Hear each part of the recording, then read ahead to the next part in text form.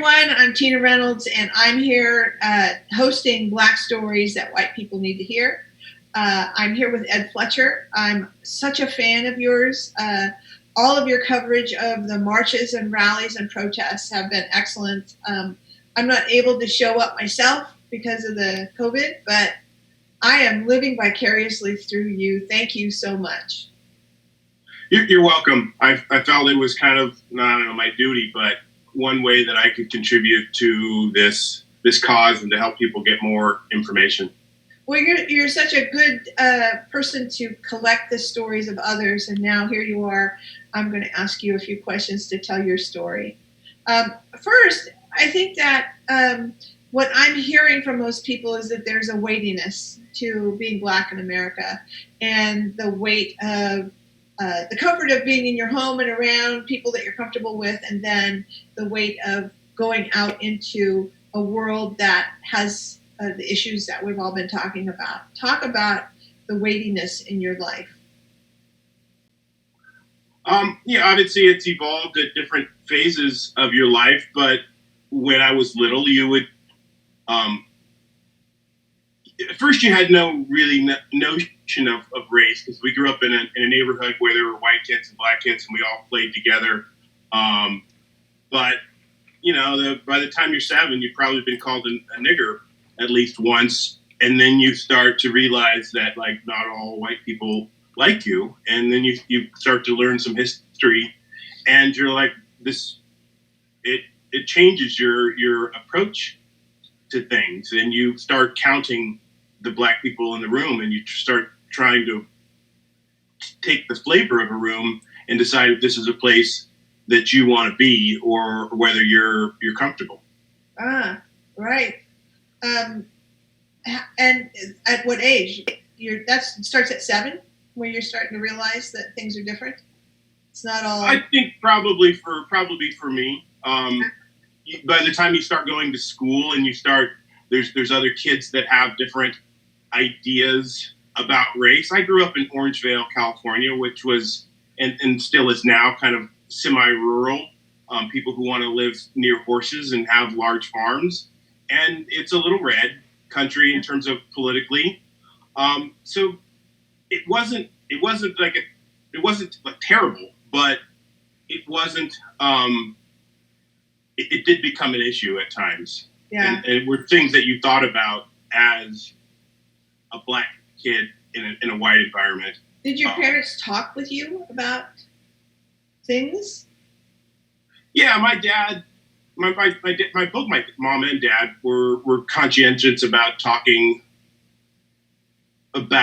more about history, not about sort of present day of how to be treated or how to deal with it, but they wanted to know that we came from families of sharecroppers, and that slavery wasn't that many generations ago, and they had to march during their times.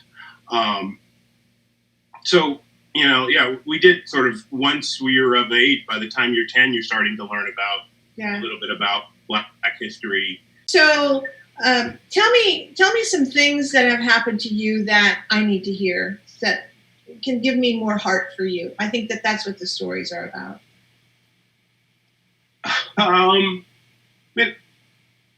I guess one story. So I grew up in the Boy Scouts, and my dad was a scout leader. My brother was a scout, and we had a lot of great experiences in the Boy Scouts. And I'll have to say that Boy Scouts was some of the least racial issues. I can't recall any issues I had with my troop or other troops or in the Boy Scouts in general. But we did sometimes live in hostile waters, and you did sometimes go in areas where you may be treated hostilely. So I was working at a Boy Scout camp, Camp Winton, and I think I was 15 or so as a young staff member, and we were on a night off. So you're on a lake, and we drive across the lake to this on a boat, and you're at the resort, and there's a lot of kind of like lumberjack kind of people around there. And I guess I remember I was like 15 or so when one of these guys started with some taunts, and then when we got up to leave, he said, "You better run inward," and pulled out his knife. Um, and this was like 3 15-year-olds, and we kind of hightailed it out of there and called the boat to come pick us up. But it was scary, and it was sort of the most extreme kind of like blatant racism. But a thing like that is kind of like your extreme point, and you kind of know that, like, okay, if I'm up in certain counties, that you may every once in a while come across somebody that's that red hot blooded racist, and that was kind of my California extreme before I went to Louisiana. So I grew up in California, then I lived in Sweden for a year, and then I went to historically black college in Louisiana called Southern University, really following my father's and brother's legacy in going there. In fact, all of my dad's brothers and sisters went to the same school and graduated. The men became engineers and the ladies became teachers. A little bit sexist, but I guess fitting of the times. Fitting of the times, yeah. So is that a classically black college? Yeah, the historically black college started before desegregation, and maintains mostly black population. And I think in many ways, like both parties kind of want it that way. Louisiana, LSU doesn't want that many black kids there, and there is a lot of growth that can happen in a environment like that, especially for somebody like me that didn't have that environment, to go from being an other to being part of the majority, and sort of learning that culture on the fly. There is something to showing up and seeing your people, all of your people there, and there's a crowd motivator that says, I am more than just me. There are so many of us, and there's a power in that. I know that I feel that when I go to Gay Pride and see so many LGBTQI people that are all together. It makes a difference in how you feel. It's like, I'm not alone. And coming from Orangevale, you probably felt more alone than in community. So what was your community like when you were living there? As a it was. I don't know if it lived up to the classic sort of Bill Cosby shows, a different world kind of vibe, and Dwayne Wade. But there were a lot of things that felt true from that show.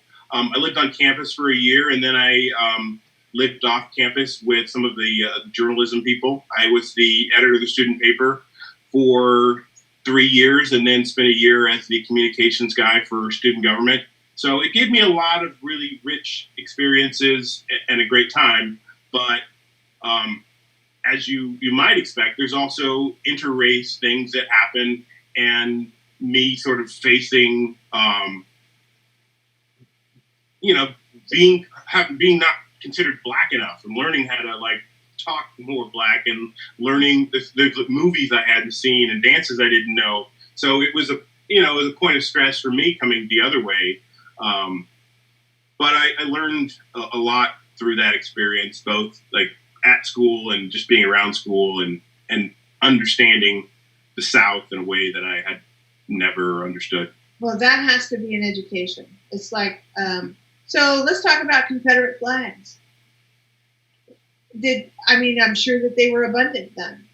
They were abundant then, and for the most part, you just tried to avoid anyone with a Confederate flag.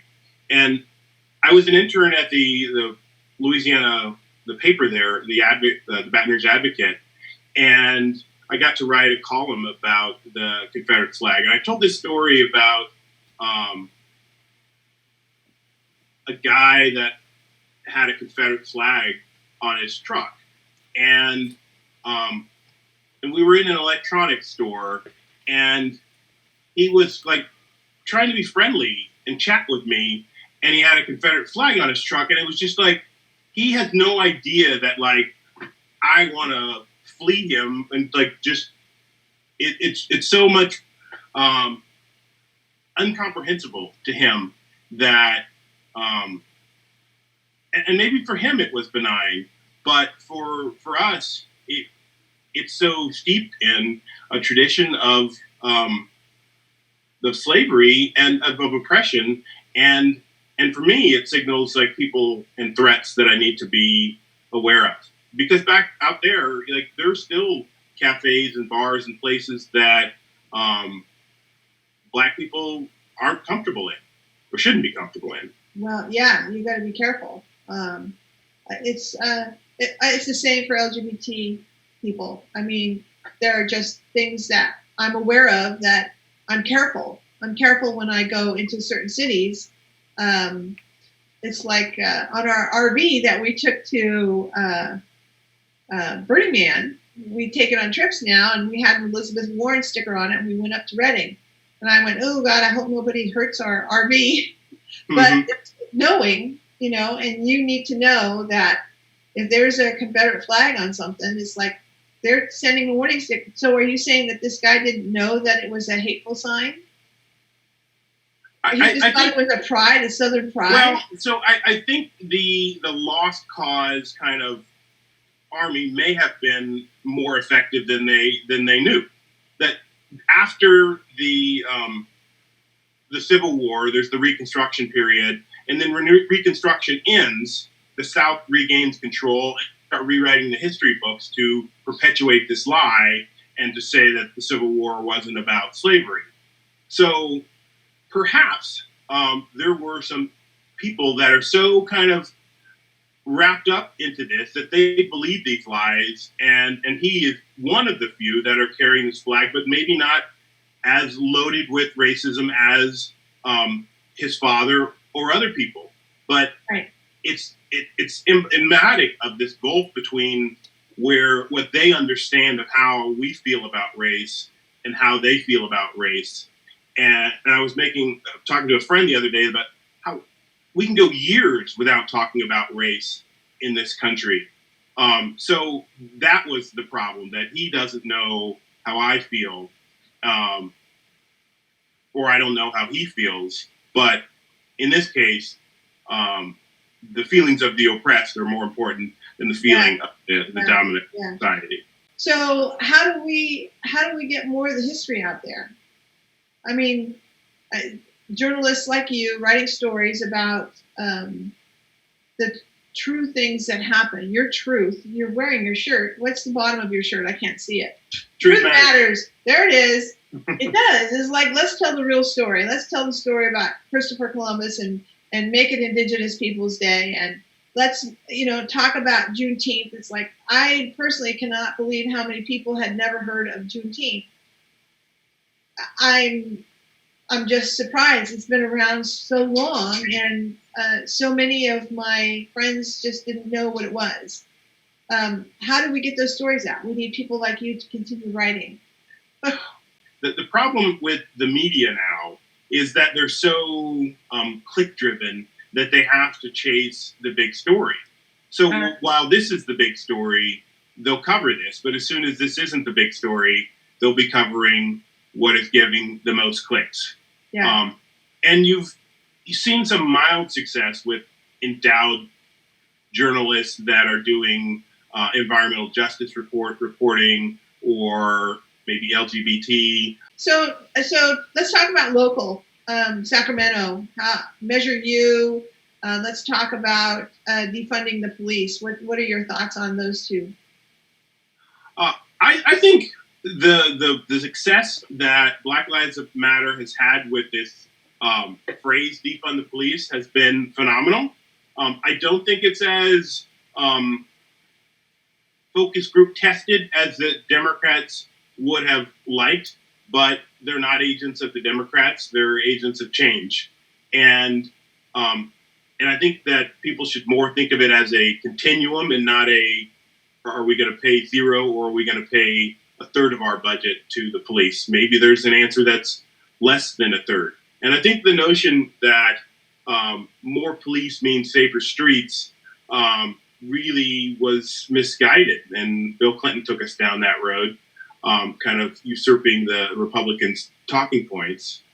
But if we reframe that and think about what actually could we be doing to improve the lives of people in urban communities, we think about education, we think about housing, we think about access to jobs, and that's where the solutions are, not more police and not more jails. Yeah, more transportation, more grocery stores, more streetlights and sidewalks and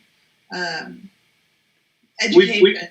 We know what the solutions are. They've just been outmaneuvered by the law enforcement lobby, so that Democrats and Republicans are both fighting over being endorsed by law enforcement. That's got to change.